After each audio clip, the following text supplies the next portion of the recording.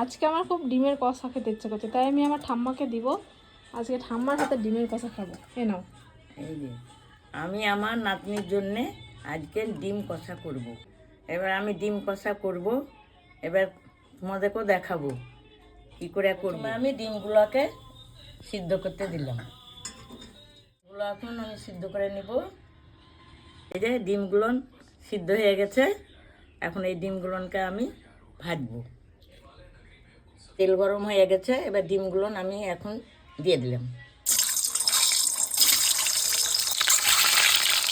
এই যে ডিমগুলো আমার ভাজা হয়ে গেছে, এখন আলু ভাজবো।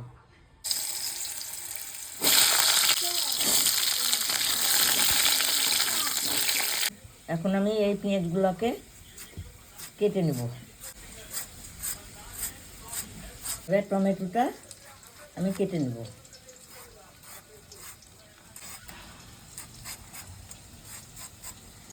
এই টমেটোটা এখন আমি দিয়ে দিলাম। এখন জিরেটা এখন আমি পাটাতে নিয়ে নিলাম। এই তরকারির কালারটা হবে, এই জন্য এই পাকা লঙ্কাগুলো লবণ দিলাম। এবার আমি হলুদ দিলাম। আদাটাকেও বেটে নিব। রসুনগুলোকেও বেটে নিব। মশলাটা বাটা হয়ে গেছে, এবার আমি মশলাটা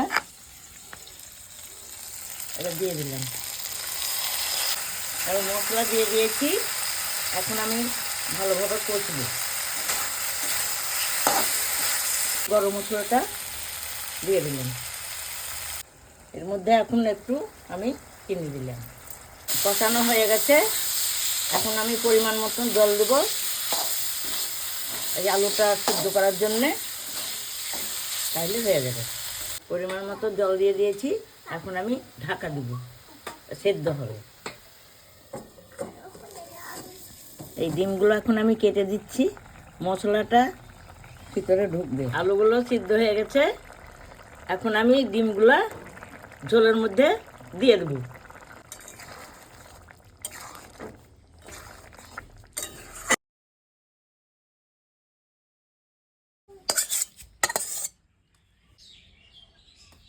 রান্না আমার কমপ্লিট।